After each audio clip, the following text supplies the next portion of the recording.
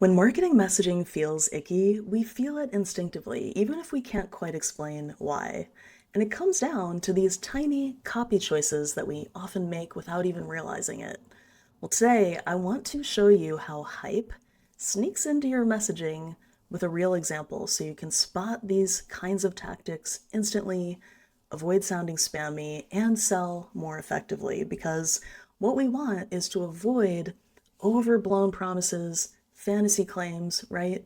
And instead aim for more genuine, honest, and transparent communication. All right, let's look at a real example. And this is a simple example of a marketing message that I use to promote my lead magnet. Let's look at the words here. Okay, networking events, they're a great way to meet potential clients and partners. So, how do you respond when people ask what you do? This guide and worksheet helps you create a pitch that's clear, concise, and captivating. Now, let's take those words, which are here on the left, and compare them to this version where I just added 2 exclamation points here and here. Now, this small edit makes a big difference and adds hype.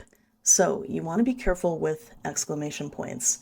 They're a powerful tool, but be selective in how you use them. Let's make another simple edit, making 2 of the words in all caps. So we'll do that with the word great and with captivating. Okay, we've added a little more hype. Now let's add in 3 dramatic adjectives. We'll add in the word powerful in front of partners and must have guide and absolutely captivating. Strong descriptors like these can help convince someone of the value, but choose your words wisely. Do the adjectives feel true and aspirational, or do they feel wildly unrealistic and just over the top? Let's keep going. Now, in this version, I added a sentence to the end. You'll sign new clients every time you speak. Wouldn't that be nice if that were true? This is what I would call a fantasy claim. And let's add one more sentence down here. Don't miss out, grab this guide now before it disappears. And that's what I would call exaggerated FOMO, fear of missing out. Okay, finally, let's add in a whole bunch of emojis. Let's sprinkle a bunch of those in here and just look at how all of our copy edits have transformed this marketing message into something that gives you the ick, right? At best, it feels like it's trying too hard. At worst, it feels fake and manipulative. The image that you pair this text with makes a difference too. If I use this image here on the right instead of this one, that changes the feeling too. So this is the #1 messaging mistake, falling into the hype trap. It gives you and your audience the ick, it erodes trust, and damages your brand. Incidentally, some of you looking at that specific marketing message may feel okay about it, and there is a spectrum here that is influenced by culture and exposure. So my culture is American. That's where I spent most of my life. So the way we communicate is more high energy and commercially driven. The way that I receive this versus, let's say, a Dutch person is going to be very different. For the Dutch audience, you want to be less pushy and have more practical messaging. So exposure also influences perception. Given my experience as a marketer for decades, I've had tons of exposure to these types of messages. So I think they don't hit me as hard. Just things to be aware of when it comes to messaging. Now, some of you may be also wondering, but Beth, isn't hype needed to sell effectively? And I think that's a reasonable question, but I say no for 2 reasons. One, I think that things have shifted. We have been so flooded with so much hype at this point. People are over it. Trust is low.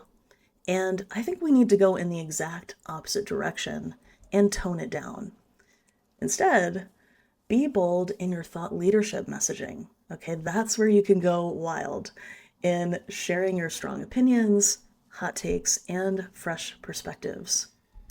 And second, what actually converts is relevance. So does your offer address a real and relevant need or problem?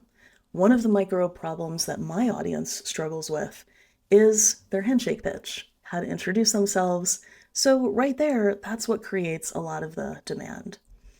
To sum up, with your marketing messages, avoid hype, but be bold in your thought leadership content.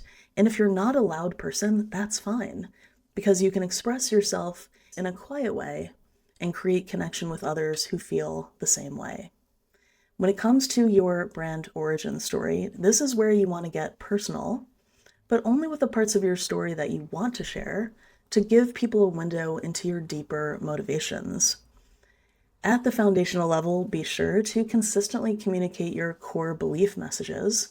For example, one of my core beliefs is that brand substance matters more than brand style. And the other key messaging type is your handshake pitch, which should be clear, but also create curiosity. And if you need help with that, here's where you can find the free guide, and I'll post the link below. A final thought for you now. It would be so easy to opt out and just say, you know what? I'm not a salesy person. It's all so icky. I don't want to be associated with any of this. So, I'm just not going to do it. But that's not the answer, my friends.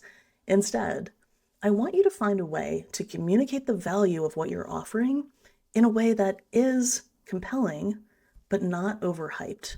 There is a delicate balance there, and I promise you that exists.